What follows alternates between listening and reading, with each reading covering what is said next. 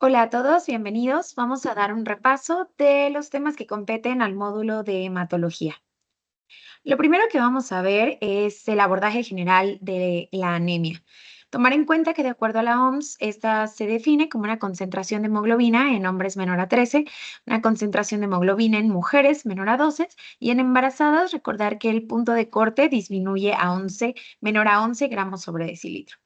Para poder clasificarla y hacer un adecuado abordaje, es importante clasificarla de acuerdo a su morfología, además de otras características. Empezando por este aspecto, saber que el volumen corpuscular medio normal de un eritrocito va de 80 a 100 aproximadamente. Cuando hay una disminución de este volumen de los eritrocitos, menor a 80, se va a denominar como microcítico. Y cuando es mayor a este punto de corte, como macrocítico. Y aquí tenemos el primer apellido que vamos a establecer a nuestro diagnóstico para poder empezar a orientar nuestra sospecha diagnóstica. Cuando la concentración de hemoglobina promedio que contienen los eritrocitos disminuye, estos van a presentar esta característica morfológica que podemos ver en la pantalla, que es la hipocromía, y que en adición a las características previas que hemos mencionado acerca del volumen, nos darán otra sospecha diagnóstica para orientar nuestro abordaje. De esta manera y de forma muy general, cuando tenemos una anemia que se caracteriza por eritrocitos de carácter microcítico, probablemente sea a expensas de una producción insuficiente de hemoglobina, ya sea porque hay un fallo en la síntesis del componente M de la hemoglobina o bien porque hay un fallo en la síntesis del componente globina. Como ejemplo del primero, podemos ver la anemia por deficiencia de hierro y como ejemplo del segundo, las talasemias. En el caso de los macrocíticos, cuyo volumen corpuscular medio supera los 100, generalmente es a expensas de una maduración incompleta, y aquí las vamos a dividir en megaloblásticas y no megaloblásticas. Y en la normal, aunque puedan haber diversas etiologías, unas de las más frecuentes puede ser que el volumen sanguíneo esté disminuido a expensas de alguna hemorragia, o la eritropoyesis sea ineficaz, como en el caso de la enfermedad renal crónica, y sobre todo suelen caracterizar a las anemias hemolíticas. Mencionando a las anemias hemolíticas, es importante pensarlas que los defectos que pueden estar alterando o hemolizando estos eritrocitos pueden venir desde la zona intrínseca del eritrocito o por alteraciones externas. Factores intrínsecos pueden ser algunas alteraciones de la hemoglobina, hemoglobinopatías, deficiencias enzimáticas o defectos propios de la membrana. Y algunas alteraciones extrínsecas no dependientes del eritrocito son aquellas dependientes de anticuerpo en el contexto de la anemia hemolítica autoinmune, las microangiopatías o destrucción mecánica en el contexto de pacientes portadores de válvulas mecánicas cardíacas, por ejemplo. En las no hemolíticas, como lo hemos mencionado previamente, la pérdida sanguínea, anemia plástica o anemia de la enfermedad crónica son característicos de este grupo. Cuando estamos en el contexto de los microcíticos, entonces decíamos que era un problema con la producción de hemoglobina, ya sea porque hay problemas en la síntesis del hemo, como en la anemia ferropénica, la cual es la más frecuente, o en alteraciones en la síntesis de la globina, como en la anemia sideroblástica o falciforme. Y la megaloblástica, recordar primero, muy importante, cuando hablamos de megaloblásticas es porque a esa expensas de alguna deficiencia vitamínica, ya sea B12 o B9. Puede ser que esta deficiencia sea nutricional o que esté condicionada por algunos otros factores, como en este caso los medicamentos. Puede haber anemias macrocíticas no megaloblásticas, sí, y como veremos más adelante, es a expensas de hepatopatía, hipotiroidismo o alcoholismo crónico. Como un tip para poder diferenciarlas entre una y otra, volteamos a ver a los neutrófilos. Los neutrófilos en las anemias megaloblásticas van a ser hipersegmentados. Hablemos entonces de la anemia más común en el mundo. Y aquí es importante que tengamos en cuenta a dos grupos poblacionales muy importantes, que es los pediátricos y las mujeres que aún están en edad reproductiva por permanecer en este periodo menstrual. Hay que pensar en las causas de forma muy general que pueden condicionar esta ferropenia, que ya sea que haya una adecuada inadecuada absorción intestinal o inadecuada ingesta. Esto porque recordemos que el método a partir del cual obtenemos el hierro únicamente puede ser a través de la ingesta o bien reposiciones vía intravenosas, pero de forma fisiológica solo es tras la ingesta vía oral y pérdida sanguínea, ya que la única forma que tenemos, por el contrario, de perder el hierro es a través del sangrado. Entonces, pacientes con antecedentes de sangrado, cualquiera que sea la etiología, va a ser un factor predisponente para esta patología. La clínica puede ser muy diversa y siempre recordar que desde la deficiencia de hierro, aunque esta no condicione anemia, vamos a poder ver manifestaciones como palidez, pica, coilioniquia, glositis atrófica, membranas esofágicas, entre algunas otras. ¿Cómo vamos a documentarlo? Bueno, en un paciente con anemia por una disminución de la hemoglobina, hay que voltear a ver algunos aspectos. El volumen corpuscular medio está disminuido, ya que son eritrocitos reducidos en tamaño, recuerden, por defectos en la síntesis de la hemoglobina, específicamente en su componente M.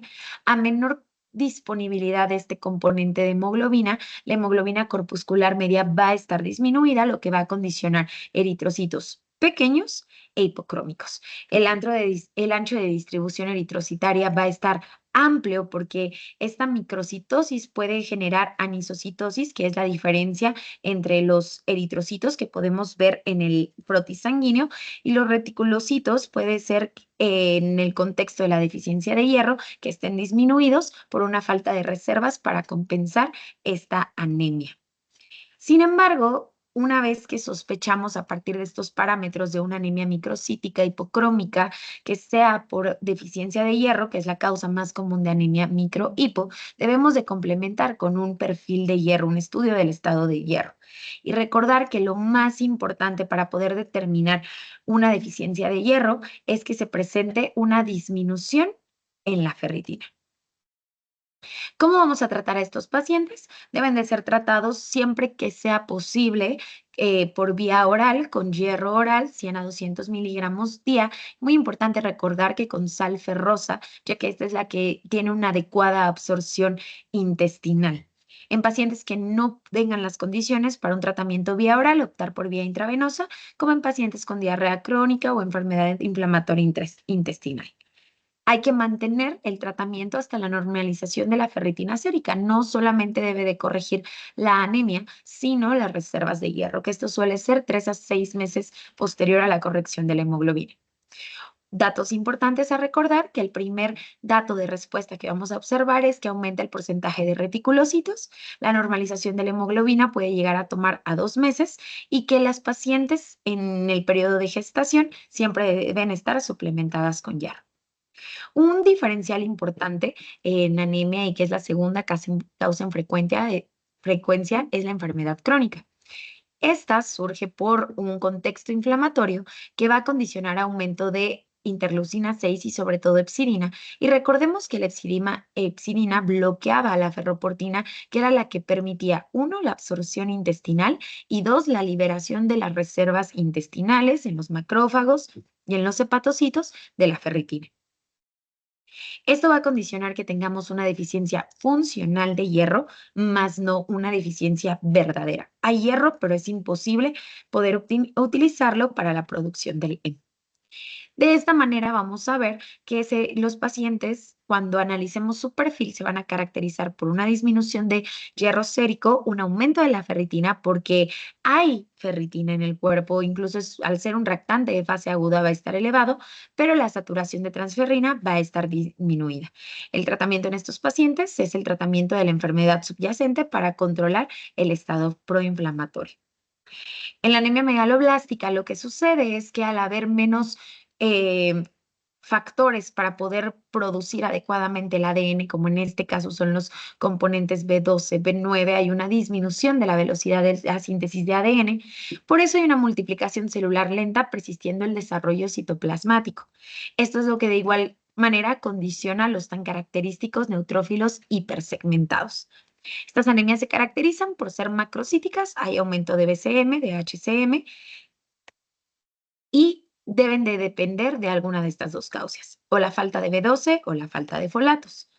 En el caso de la B12 tenemos múltiples etiologías, en la siguiente diapositiva queda para su posterior consulta. Sin embargo, es importante recordar tres en especial. Dietas veganas, falta de adecuado aporte nutricional, anemia perniciosa, que es una de las causas más frecuentes, que es a expensas de una alteración en la absorción dependiendo del compromiso del factor intrínseco o malabsorción. Cualquier paciente que tenga compromiso intestinal, donde sobre todo ileal, donde se ocurre la absorción de este vitamínico. Muy importante recordar que todos los pacientes con deficiencia de B12 van a presentar alteraciones neurológicas. Lo más característico es la degeneración medular combinada, que se va a evidenciar por una alteración vibratoria y propioceptiva. Nuevamente, mencionar que el diagnóstico se va a integrar a partir de un paciente con anemia de características macrocíticas y los niveles de B12 generalmente van a estar por menos de 200 y algunos estudios complementarios para poder establecer el diagnóstico es la presencia de ácido metilmalónico elevado y la elevación de homocisteína. El tratamiento es la reposición de este vitamínico. Por su lado, la B9 o deficiencia de folatos, que es la más frecuente, las etiologías puede ser el alcoholismo, la cual hay que recordar que es la causa más frecuente, y lo más importante de esta clínica es que no se presenta con clínica neurológica, ¿ok? Va a tener los datos clínicos características de la anemia y algunas deficiencias que pueden condicionarse a expensas de los pocos recursos para el recambio epitelial, como pueden ser la glositis. El diagnóstico se integra a partir de la disminución del folato sérico, elevación de homocisteína. Y el tratamiento es la reposición de este vitamínico. Ahora hablemos de las anemias hemolíticas. Para poder documentar que una anemia probablemente sea dependiente de hemólisis, se debe de solicitar un perfil bioquímico de hemólisis, que esto integra disminución de la aptoglobina, que son las proteínas que captan la hemoglobina libre cuando hay lisis, aumento de la deshidrogenasa láctica, que es un dato de degradación celular, y aumento de la bilirrubina indirecta a expensas de la catabolización del hemo, que se libera cuando hay hemólisis. Generalmente este perfil siempre se complementa con el CUMS directo, que lo que nos ayuda es para la identificación de anticuerpos y de esta manera poder determinar si esta anemia hemolítica es inmunomediada, es decir, a expensas de anticuerpos, o es no inmunomediada.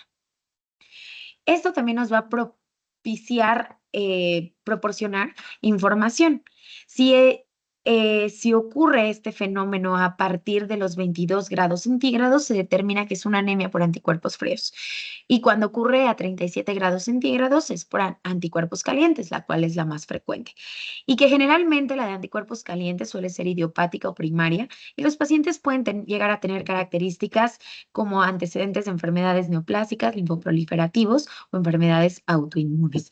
Por su lado, los anticuerpos fríos, que son menos frecuentes, pueden ser monoclonales o policlonales y pueden derivar de linfoproliferativos, tumores sólidos o enfermedades crónicas. ¿Cómo vamos a tratar? Siempre es importante tener en cuenta que hay que discernir entre una anemia de anticuerpos calientes y anticuerpos fríos, ya que el anticuerpos fríos no responde a corticosteroides y generalmente se debe de proporcionar medidas de soporte. Sin embargo, en la que es más frecuente y que probablemente sea la que les pregunten, la primera línea de tratamiento siempre van a ser corticosteroides, prednisona 1 miligramo kilogramo día. Importante mencionar desde este punto que todas las anemias hemolíticas que revisaremos a continuación deben de tener una suplementación de ácido fólico para no agotar las reservas en el intento de la médula ósea de compensar esta pérdida de eritrocitos periférica. Importante. Este tipo de anemia solo amerita transfusión cuando hay casos de daño a órgano blanco, hipoxia cerebral, miocárdica o renal. Por ejemplo, evento vascular cerebral o infarto agudo de miocardio. Tenemos algunos otros tipos de anemia, como son los casos de las deficiencias enzimáticas. Una de las más preguntadas, glucosa 6-fosfato, que es la causa más frecuente de anemia hemolítica enzimopática. Esta está ligada al cromosoma X y lo que sucede aquí es que con la deficiencia de esta enzima hay ausencia de glutatión reducido. Entonces los glóbulos rojos se vuelven más susceptibles al daño por el estrés oxidativo propio del proceso metabólico. Por lo tanto, esto se condiciona en una hemólisis. Importante recordar que suelen tener algunos precipitantes característicos como el consumo de habas, antipalúdicos y algunos antibióticos como nitrofurantoína y ciprofloxacin. Podemos ver característicos en estos pacientes los cuerpos de Heinz en un frotis sanguíneo y la prueba confirmatoria de este padecimiento es la cuantificación enzimática. En el caso de la deficiencia de piruvato sinasa, es un trastorno autosómico recesivo, que aquí lo que condiciona es una deficiencia de ATP en los glóbulos rojos. Y como recordaremos, muchos de los canales de membrana con los que cuentan las células funcionan a través de ATP. Esto va a generar entonces, en ausencia de ATP, alteración de los gradientes de cationes, generando glóbulos rojos anómalos que los van a hacer más susceptibles a la hemólisis. Un diferencial muy importante es que la deficiencia de piruvato sinasa debuta desde el nacimiento. El tratamiento es de soporte, esplenectomía para acondicionar menos hemólisis en estos pacientes y en caso de que en el nacimiento presente niveles elevados de bilirrubina a expensas de la hemólisis, considerar fototerapia y exsanguinotransfusiones. La anemia drepanocítica es la forma más común de anemia hemolítica intrínseca en todo el mundo. Se debe a una mutación de la beta-globina. Se reemplaza el ácido glutámico por valina y eso condiciona que haya una variedad de la hemoglobina, dando lugar a la hemoglobina S. La hemoglobina S, a diferencia de la hemoglobina común, al desoxigenarse se va a deformar los eritrocitos, condicionando estas células, este hallazgo tan característico que son los falciformes. Los falciformes no van a tener la elasticidad del eritrocito tradicional y se va a adherir al endotelio vascular, activándolo, alterando la microcirculación, provocando su agregación y consecuente oclusión vascular y posterior infarto de los tejidos. El cuadro clínico dependerá de si el paciente tiene una mutación heterocigota u homocigota. En el caso de cuando solo portan el rasgo, estos pueden llegar a ser asintomáticos o van a presentar alteraciones, alteraciones renales a expensas de la isquemia crónica que puede caracterizarlos. En el caso de la anemia drepanocítica, estos pacientes se caracterizan por eventos vasooclusivos o crisis hemolíticas agudas, lo que puede condicionar a la clínica como dactilitis, dolor torácico, priapismo o eventos vasculares cerebrales en pacientes en quien aparentemente no existe otro factor de riesgo. Estos eventos vasoclusivos pueden condicionar la tan popular autoesplenectomía, que quiere decir que estos repetidos eventos de isquemia van haciendo que se pierda tejido funcional del vaso, lo que condiciona a estos pacientes un mayor riesgo de infección por microorganismos encapsulados, como es neumonía, salmonella y S. aureus. Siempre recordar vacunar a estos pacientes de manera profiláctica contra estos microorganismos. El diagnóstico es en un paciente con anemia. Es una anemia regenerativa porque no hay alteraciones en la médula ósea ni de los recursos para la producción de más eritrocitos. Un perfil de hemólisis positivo porque recordemos que la nueva forma que adoptan estos eritrocitos, falciforme, los predispone a la destrucción. Y vamos a encontrar en el frotis sanguíneo las células falciformes, que son estas que están encerradas en el círculo. La disfunción explénica tan característica de estos pacientes va a propiciar que podamos identificar cuerpos de Howell-Jolly que caracterizan a la disfunción explénica, no son únicos de la drepanocítica, los vamos a identificar en todos los pacientes que tengan esta disfunción esplénica. El diagnóstico se establece a partir de una electroforesis de hemoglobina, donde se documenta la presencia precisamente de este tipo de hemoglobina S. En el contexto de una crisis vasoclusiva, es tratamiento de soporte con hidratación, oxígeno y analgesia, ya que estas suelen ser muy dolorosas por los infartos que se condicionan asociada a transfusión en caso de requerirlo. Y el tratamiento de mantenimiento es la hidroxiurea, ya que este aumenta los niveles de hemoglobina fetal, lo que reduce los niveles de hemoglobina S en estos pacientes. Hablando de la esferocitosis hereditaria, es la anemia hemolítica hereditaria más frecuente en México. Tiene un carácter autosómico dominante. Aquí les presento al esferocito, que es la morfología que adopta el eritrocito, y esto parte de alteraciones en las proteínas de membrana del eritrocito, siendo la más frecuente anquirina. Lo que sucede es que estas mutaciones van a condicionar que hay una disminución de la superficie en los glóbulos rojos en relación al volumen y esto proporciona menor estabilidad en la membrana del eritrocito e incapacidad de pasar por vasos estrechos, lo que da lugar a hemólisis. El cuadro clínico es el síndrome anémico, más ictericia, esplenomegalia y es muy característico encontrar en estos pacientes antecedentes de colelitiasis. En el diagnóstico vamos a integrar un paciente con anemia, un perfil de hemólisis positivo. En el frotis sanguíneo vamos a identificar esferocitos y generalmente la concentración de hemoglobina corpuscular media es igual o mayor a 36. Finalmente, la prueba estándar para el diagnóstico de esto es la incubación de glóbulos rojos en una solución hipotónica o es la prueba de la osmolaridad que va a condicionar que al exponer a los eritrocitos alterados a este medio va a haber una lisis acelerada de los mismos en contraste con los controles. El tratamiento, como en cualquier anemia hemolítica, es suplementación con ácido fólico y la esplenectomía para tratar de disminuir la hemólisis en estos pacientes. Las talasemias, que es otra anemia que la caracteriza la alteración en la producción del componente de globina, son mutaciones que alteran ya sea la cadena alfa o beta de la hemoglobina. Podemos tener, dependiendo de cuántos sean las copias de los genes alterados, es lo que permite clasificar a los pacientes, en el caso de que solo sea una copia, portador silencioso, en el caso de las talasemias alfas, hasta la hemoglobina de Bart, cuando son los 4 copias que están alterados. En la talasemia menor, donde solo tenemos eh, las 2 copias, puede ser que sea una menor en el caso de afectación de una o mayor en ausencia de ambas. La alteración de estos genes va a condenar una síntesis defectuosa de la globina y esto va a condicionar la microcitosis tan característica. Estos pacientes pueden llegar a presentar hemólisis, ya que la compensación con otras cadenas va a condicionar precipitación de las mismas, formar inclusiones intraeritrocitarias y una estabilidad eritrocitaria. En la fisiopatología hay un aumento compensatorio de la eritropoyetina que va a condicionar una hiperplasia de la médula ósea y deformidades óseas que se pueden leer en la literatura como un cráneo en borde en cepillo característico de estos pacientes. El cuadro clínico va a variar dependiendo de la gravedad de la talasemia, sin embargo puede ir desde hidrops fetal, como en el caso de la hemoglobina Bart, o algunas manifestaciones menos graves como ictericia y hepatoesplenomegalia en formas menos graves.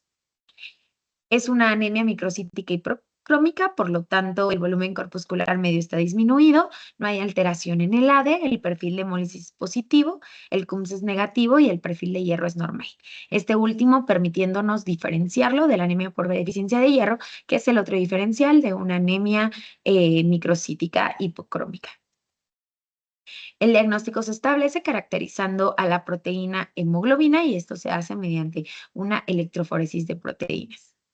Un potencial tratamiento curativo es el trasplante de células progenitoras hematopoyéticas, siempre transfusión menor a 7 gramos sobre decilitro y nunca debe faltar la suplementación con ácido fólico al ser anemias que pueden condicionar en hemólisis.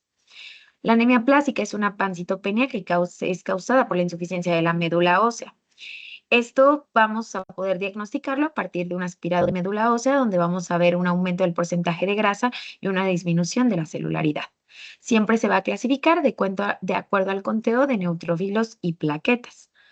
Es importante recordar que en el caso de los adultos, en caso de que sea un paciente funcional, menos de 50 años y con las adecuadas características, puede considerarse el trasplante y en el contrario, considerar una inmunosupresión combinada, la cual incluye globulina antitimocítica y ciclosporina. En el caso de los pediátricos, siempre que haya oportunidad de un donante, se llevará a trasplante y cuando no se cuente con un donante, la terapia de elección será la terapia inmunosupresora combinada. El mieloma múltiple es una neoplasia hematológica de células plasmáticas que infiltran la médula ósea y dan lugar a una proteína monoclonal que se llama como proteína M. La proteína monoclonal más característica es la IgG y esta patología generalmente afecta a pacientes de entre la sexta y séptima década de la vida.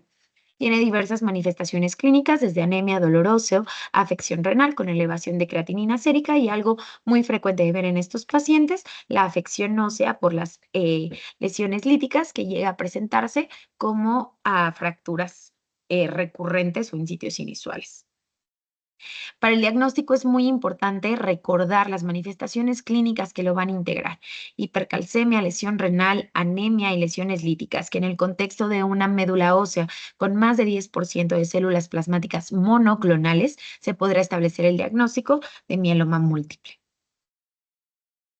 Hay algunos recursos para poder establecer el diagnóstico de estos pacientes, y en el caso de mieloma múltiple, ese recurso es el índice de ISS, que toma en cuenta beta 2 microglobulina y albúmina para su estadificación de riesgo, así como la búsqueda de ciertas alteraciones citogenéticas para clasificarlas como riesgo estándar o riesgo alto.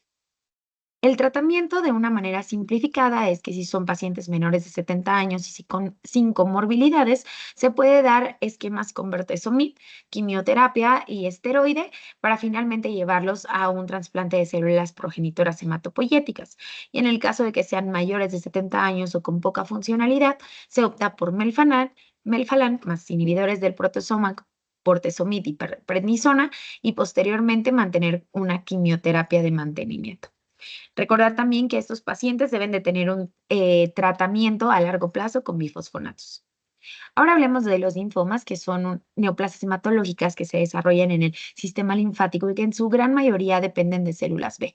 Se va a dividir en el no Hodgkin, que es el más común, y Hodgkin, que es el menos frecuente, con un 40%.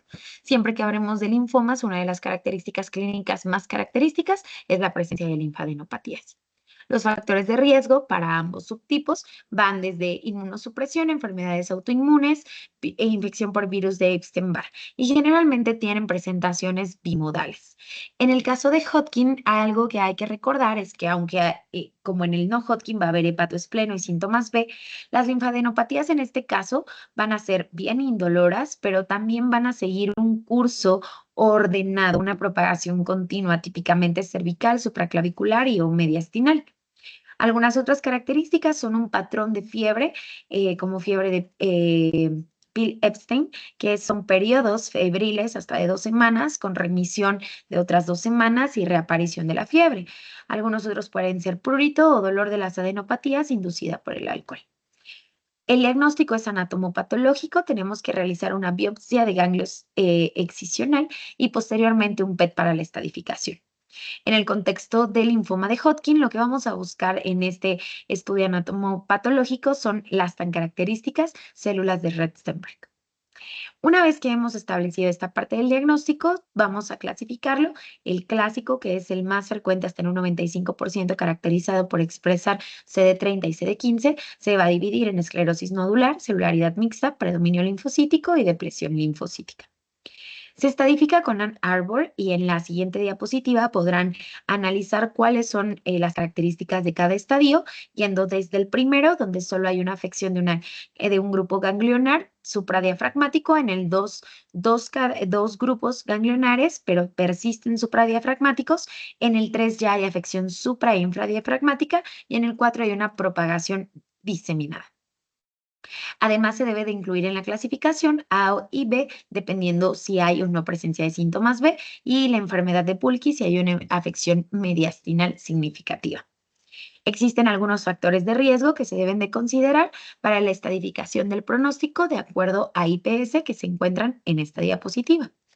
El tratamiento es con ABVD, que es un antracicleno, bleomicina, vincristina y decarbazina. Y el número de ciclos estará determinado por el estadiaje que se haga previamente, de acuerdo a los criterios antes mencionados. En el linfoma no Hodgkin tenemos algunas características, como que es más frecuente en pacientes que viven con VIH, o que hay algunas translocaciones características como la 14-18. Aquí podemos encontrar que se van a dividir en indolentes de bajo grado o agresivos de alto grado. Las linfadenopatías van a ser indoloras, pero en este caso van a ser no contiguas, y es mucho más frecuente la enfermedad extranodal, presentando también hepatosplenomegalia y síntomas B. El diagnóstico se establece nuevamente a partir de una biopsia de ganglio excisional con un PET para estadificación, a partir de esta misma clasificación, que es Ann Arbor, agregando el A o B dependiendo de la presencia o ausencias de síntomas B.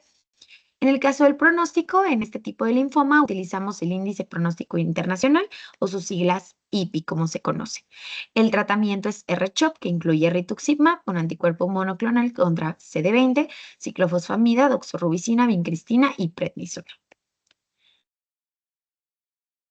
La leucemia mieloide crónica es una entidad que se caracteriza por la translocación 922 o como también lo conocemos cromosoma Filadelfia, que lo que va a hacer es una proteína de difusión que va a permitir la replicación continua de las células. Esta podemos clasificarla dependiendo del número de blastos que los pacientes puedan presentar en una fase crónica con menos de 10%, de 10 a 19 como una fase acelerada y 20% o más como una crisis blástica. El diagnóstico se establece a partir de identificar en un paciente leucocitosis en la citometría hemática, pero el diagnóstico definitivo lo va a propiciar identificar esta proteína de fusión BCR-ABL, lo cual puede ser mediante FISH o PCR. El aspirado de médula ósea es un complemento del diagnóstico, permitiendo, como lo hemos mencionado previamente, identificar la afección blástica en estos pacientes. El tratamiento es el bloqueo de esta señalización de la proteína de fusión, lo cual se hace con inhibidores de tirosina sinasa, el más frecuentemente utilizado de primera generación, imatinib. La leucemia linfocítica crónica es una neoplasia maligna de proliferación de células B, pero que en este caso van a ser células maduras. Es predominante en hombres 7 a 1, generalmente en la octava década de la vida, y el hallazgo sugestivo es que en la citometría hemática los pacientes presentan linfocitosis significativa. Cuadro clínico característico, linfadenopatías, pérdida de peso, anemia, pueden presentar prurito de plato espleno y se corrobora en el frotis sanguíneo, linfocitosis a expensas de linfocitos maduros. El diagnóstico, aunque bien se puede realizar un aspirado de médula ósea documentando la infiltración por formas maduras, se realiza a partir de un inmunofenotipo donde se documenta que las características que expresan los CDs que expresan estas células van a ser propiamente de linfocitos maduros. Se estadifica con las clasificaciones RAI y Binet, recordando que los puntos de corte para indicar tratamiento en estos pacientes es cuando presentan citopenias. RAI 3, ya que es cuando presentan la anemia, o Binet C, que es cuando presentan anemia y o trombocitopenia. Y el tratamiento parte de las condiciones generales de los pacientes. Pacientes mayores de 60 años se debe de considerar clorambucilo y en pacientes menores esquemas un poco más agresivos como FCR, que son compuestos por fludarabina, ciclofosfamida y rituximab. La leucemia linfoblástica aguda es dependiente de la proliferación de células poco diferenciadas. Es una leucemia que generalmente está caracterizada en el contexto pediátrico, sin embargo puede presentarse en la edad adulta. El diagnóstico se realiza a partir de estos tres pilares, que es un aspirado de médula ósea para poder documentar la infiltración de blastos en la médula ósea, inmunofenotipo para poder caracterizarlos y citogenética para establecer el riesgo.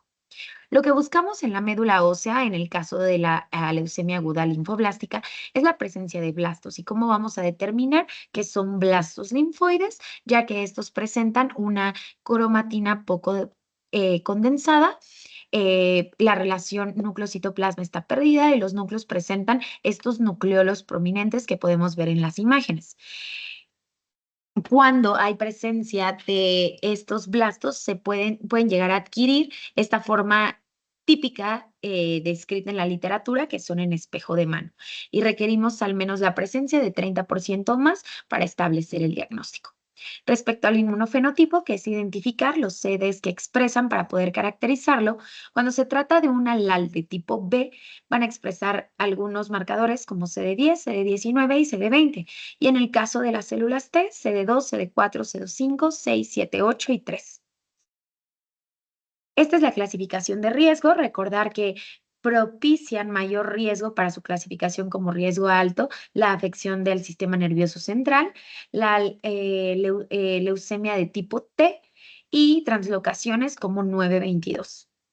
El tratamiento es en menos de 35 años, se eligen esquemas pediátricos y estos son caracterizados porque contienen dentro de su esquema L-asparaginasa y cuando son pacientes mayor a 35 años, de acuerdo con la guía de práctica clínica mexicana, se debe de dar esquemas que incluyen vincristina, metrotexate, citarabina, glucocorticoides, antraciclenos y a este se le denomina hipersebato. La profilaxis al sistema nervioso siempre debe de ser parte del tratamiento por la alta frecuencia de afección al sistema nervioso central en estos pacientes y se debe de realizar con metrotexate intratecal y citarabina intratecal. La leucemia mieloide aguda también es a expensas de una proliferación excesiva de células poco maduras, es la más común en adultos y el diagnóstico tiene los mismos tres pilares. Solo que en este caso, en los aspirados de médula ósea, aunque vemos la pérdida de la relación núcleo-citoplasma, en el citoplasma vamos a encontrar esta granulación, incluso pudiendo condicionar la presencia de cuerpos de Auer. Ocupamos al menos 20% de plastos mieloides para poder establecer el diagnóstico. Y en el inmunofenotipo de estas células se va a caracterizar por la presencia de CD17, HLA-DR, entre otros. El riesgo se va a determinar más que nada por la presencia de alteraciones citogenéticas. En la siguiente tabla se muestran cuáles son las más características, recordando las de riesgo favorable como 821, inversión de 16, nucleofosmina 1, sin FLT3 y TD y mutación CEPA.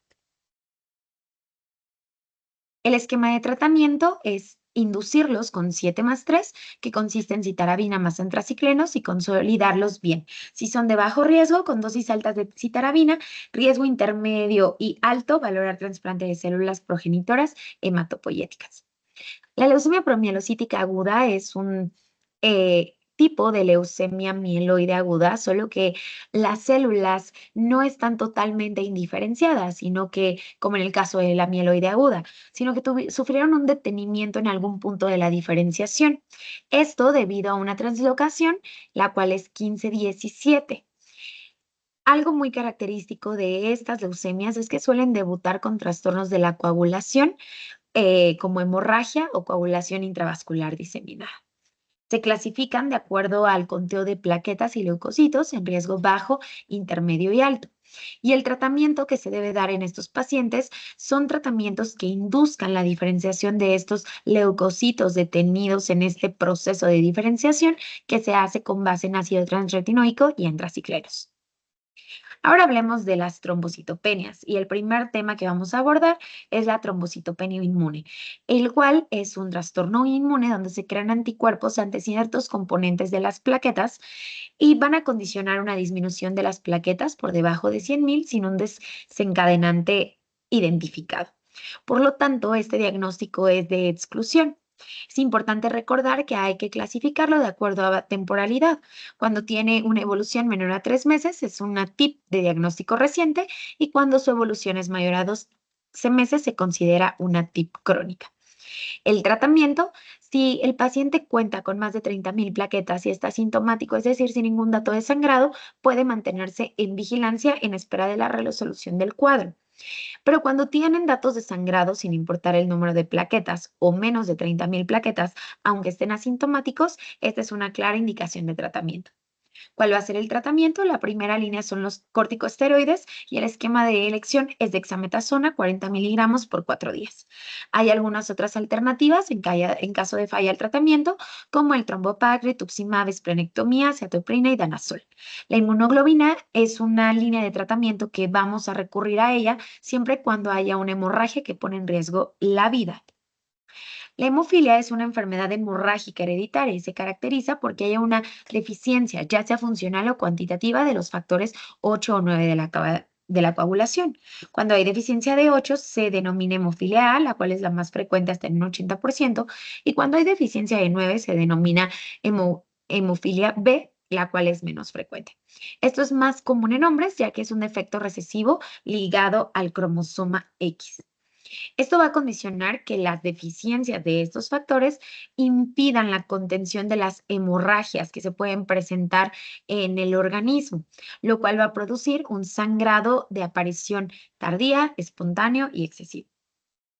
El cuadro clínico, recordar algunos datos pivotes de la clínica, como que es muy frecuente en estos pacientes la hemartrosis, sobre todo en rodilla, tobillos y codos, que puede llegar a condicionar artropatía hemofílica. Otros datos interesantes es el sangrado espontáneo, como epistaxis, ingiborragia, hematuria, hemorragias gastrointestinales, hemorragias espontáneas del sistema nervioso central o hemorragias persistentes posterior a un traumatismo. Se caracterizan en leve, moderada y grave dependiendo de la actividad del factor. ¿Cómo lo vamos a identificar?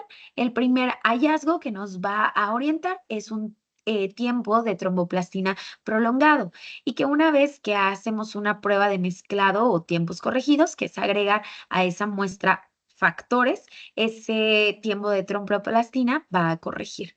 Siempre hay que realizar una evaluación cuantitativa de los niveles del factor. Cuando es una hemofilia A, el tratamiento puede ser desmopresina porque este propicia la liberación de factor de von Willebrand que libera al factor 8 que lo tiene como contenido y de esta manera aumenta su concentración plasmática. En la hemofilia leve y moderada se puede hacer sustitución de los factores de coagulación a demanda y en la hemofilia grave siempre se hace de manera profiláctica. La enfermedad de von Willebrand es otra enfermedad hemorrágica, pero se caracteriza por deficiencia cuantitativa o cualitativa del factor de von Willebrand. Es la causa hereditaria más frecuente de hemorragia y puede ser y condicionan alteraciones por su deficiencia primaria, que es la falta de la adhesión y agregación plaquetaria, o en la coagulación secundaria, debido a que hay mayor grado de degradación del factor 8 de la coagulación. El cuadro clínico va a ser epistaxis, hematuria, menorragias, hemorragias persistentes posterior a un traumatismo. El diagnóstico te lo da una historia familiar de sangrados, episodios recurrentes de sangrados desde la infancia. Y lo característico es que el factor 8 va a estar disminuido, secundario a mayor degradación por falta de factor de von Willebrand, tus plaquetas y tu TP va a ser normal. Y cuando analizas el ensayo de cofactor de ristocetina, este va a ser característicamente menor a 30 y va a haber niveles de antígeno de von Willebrand disminuidos. Se va a clasificar en el tipo 1 si es una ausencia leve a moderada, si en tipo 2 si hay factor de von Willebrand, pero este es disfuncional, y tipo 3 si hay una ausencia completa. Puedes clasificarse también como hereditaria o como adquirida, secundaria a anticuerpos que se desarrollan en diversos contextos. Si es hereditaria, la aplicación de desmopresina estimula la liberación de este, así como proporcionar concentrados con factor de von Willebrand y factor 8. Y si es adquirida a expensas de autoinmunidad, es útil la inmunoglobulina intravenosa. Están contraindicados en estos pacientes los inhibidores de la agregación plaquetaria. La coagulación intravascular diseminada es una alteración de la homeostasis de la coagulación, de su contexto procoagulante y anticoagulante, generando trombosis, hemorragia y disfunción orgánica secundaria con consumos plaquetarios y agotamiento de los factores de coagulación. Esto se debe de pensar en un paciente en el contexto de infecciones, trauma, complicaciones obstétricas, neoplasias malignas, fallo orgánico, fármacos, toxinas y transfusiones masivas. Lo que sucede es que hay un aumento de la liberación del factor tisular, agregación plaquetaria, trombosis microvascular generalizada y el consumo de factores de coagulación y plaquetas que se dan en este contexto son lo que posteriormente condicionan coagulopatía por consumo. El diagnóstico requiere de la sospecha clínica.